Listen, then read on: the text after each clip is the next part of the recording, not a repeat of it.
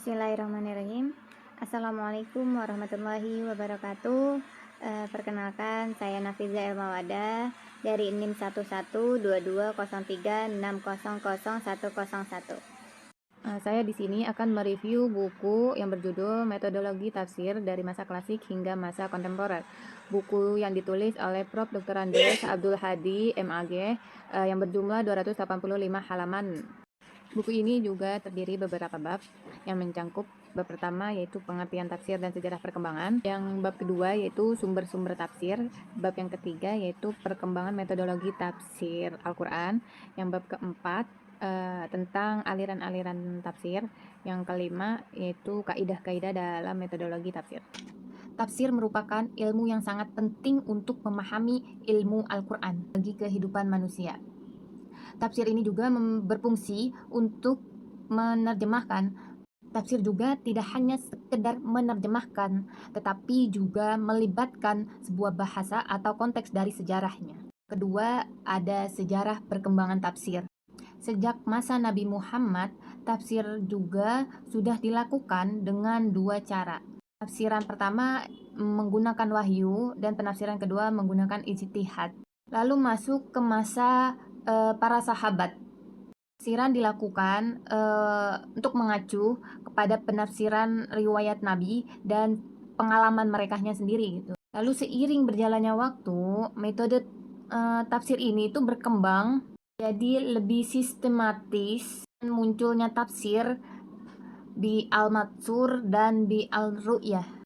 Lalu di abad-abad berikutnya itu mengalami kemajuan yang signifikan, sama dengan munculnya metode tahlili yang memberikan penjelasan yang lebih rinci dan mendalam mengenai metode tahlili ini.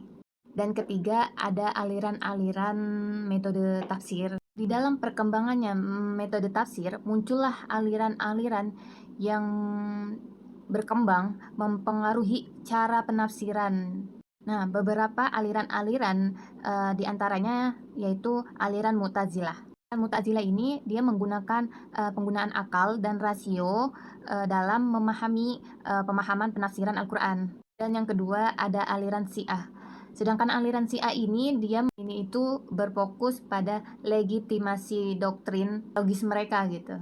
Ketiga ada aliran Sunni. Aliran Sunni ini memiliki beragam pendekatan masuk kepada tafsir sufistik, fikih maupun falsafi. Selanjutnya, metodologi tafsir masa kontemporer. Di era modern, metodologi tafsir mengalami transformasi yang signifikan. Munculnya pendekatan hermeneutika menekankan antara konteks dan interaksi teks, memberikan pandangan baru untuk para penafsir Al-Quran.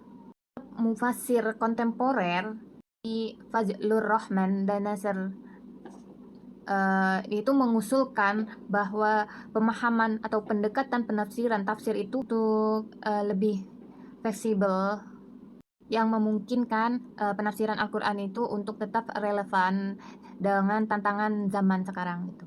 Kesimpulan akhirnya yaitu secara keseluruhan metodologi tafsir klasik hingga masa kontemporer menunjukkan evaluasi yang signifikan dengan cara umat Islam memahami pemahaman atau penafsiran ayat Al-Quran.